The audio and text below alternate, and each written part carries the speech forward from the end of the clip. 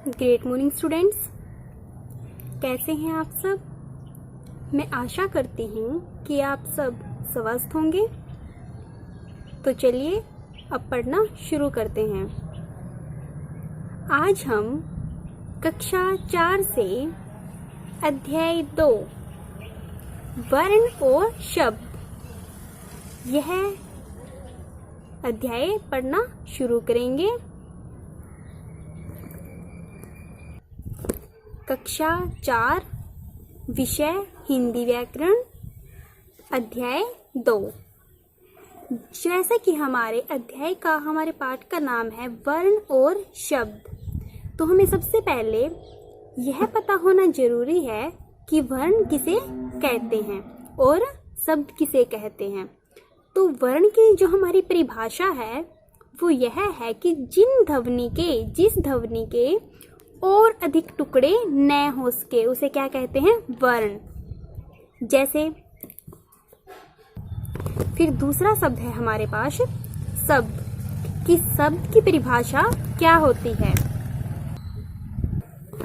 वर्णों का सार्थक समूह क्या कहलाता है, शब्द कहलाता है। जैसे इसे हम एक उदाहरण के द्वारा समझेंगे। यहाँ पर हमें दिया गया है मेज, तो यहाँ जो मेज है वो क्या है, शब्द है। लेकिन अगर हम मेज को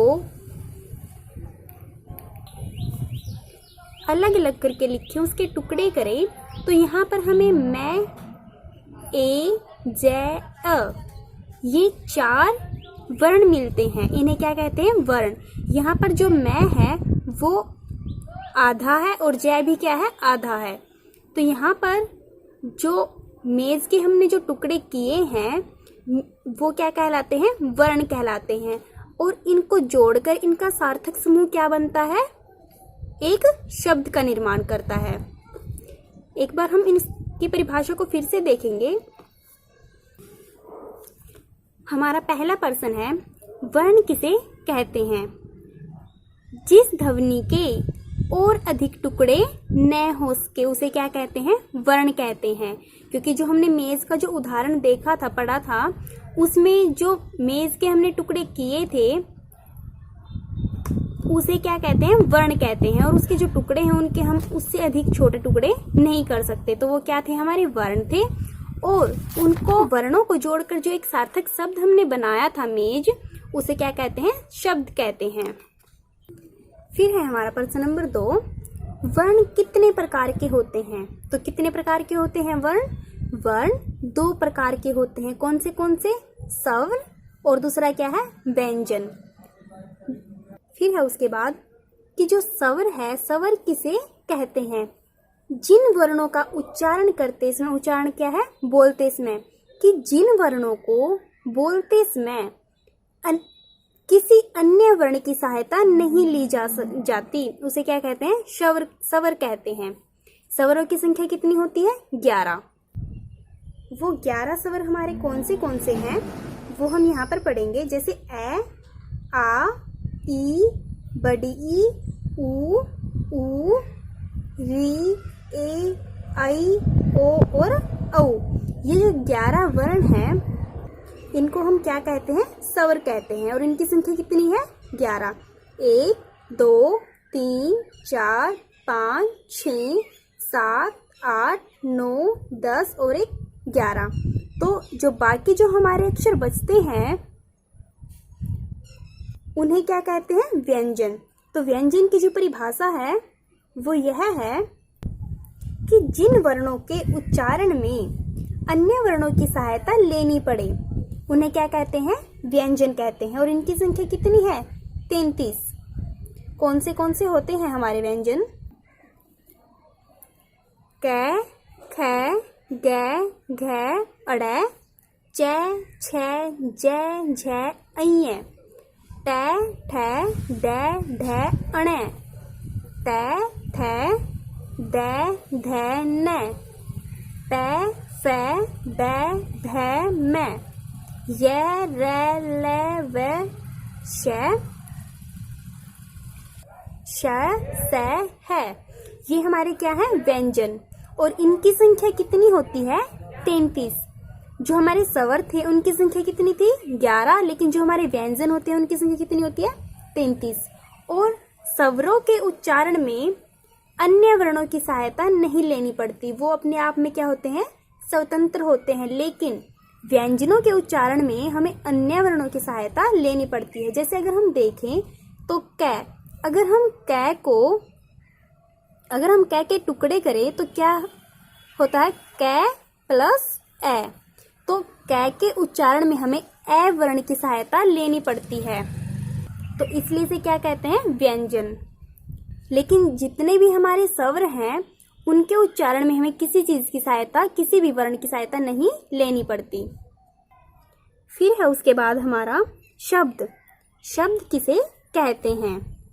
वर्णों का सार्थक समूह क्या कहलाता है? शब्द कहलाता है।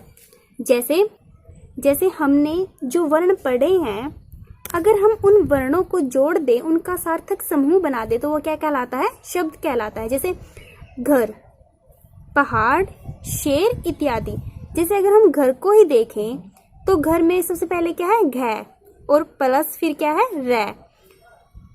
तो यहाँ पर हमें 2 व्यंजनों का जोड़ किया है, और व्यंजन क्या होते हैं? हमारे वर्ण। तो वर्णों का सार्थक समूह क्या कहलाता है? शब्द कहलाता है।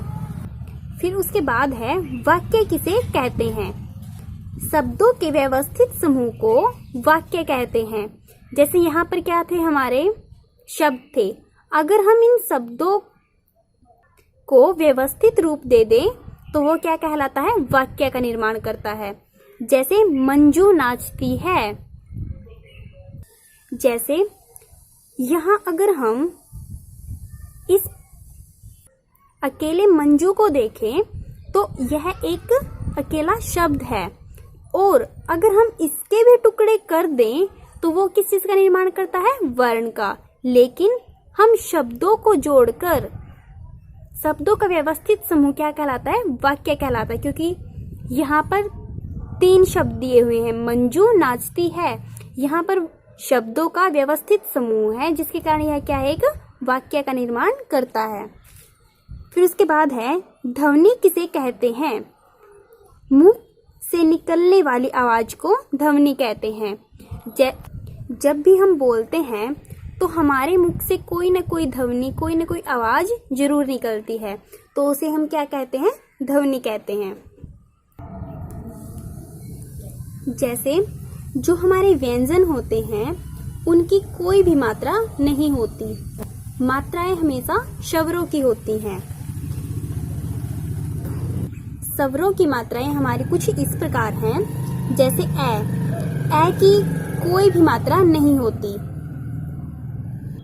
किसी भी वर्ण में ए जुड़ने पर उसका जो हलंत होता है वो हट जाता है सिर्फ।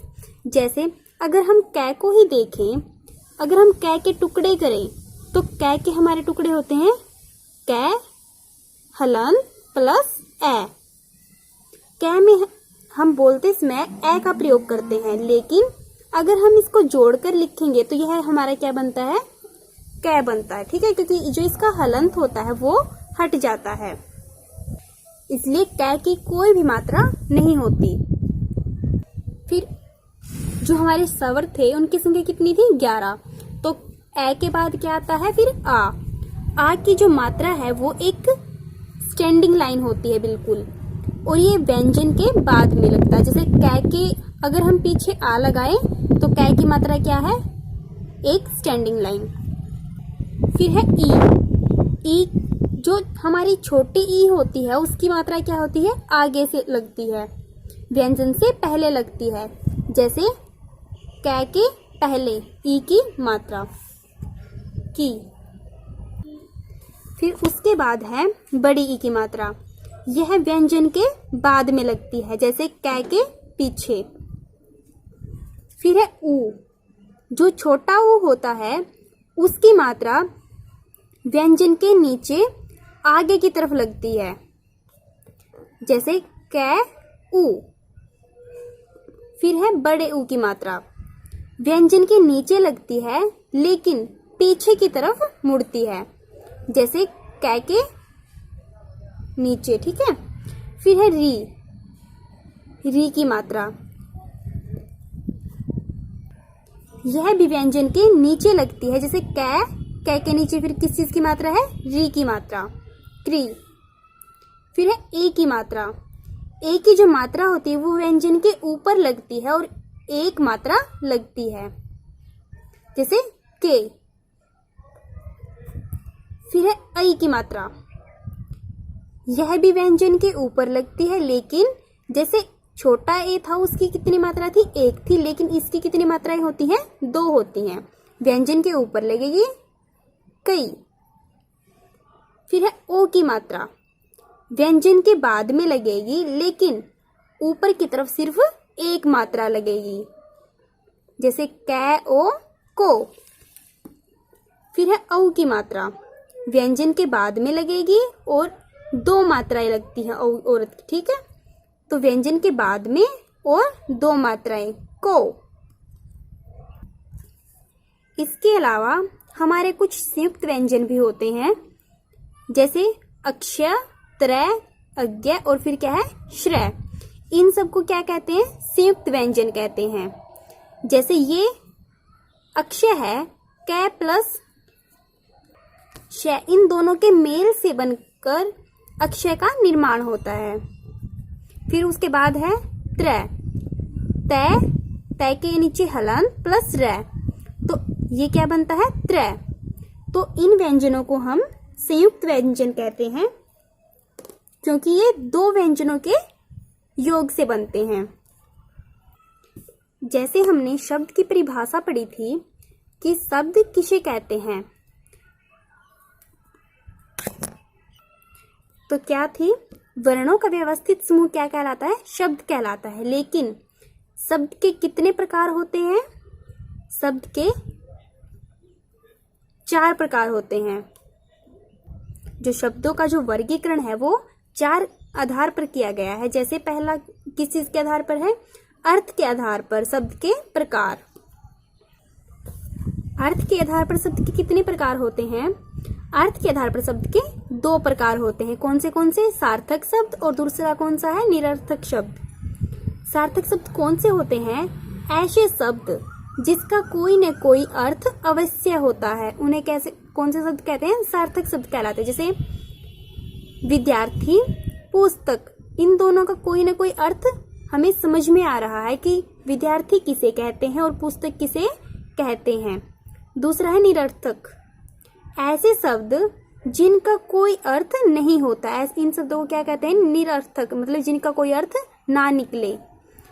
तो जैसे वाणी, वानब शब्दों का कोई भी अर्थ नहीं निकल रहा, क्योंकि हमें पता नहीं कि वाणी किसे कहते हैं, वानब किसे कहते हैं, ठीक है।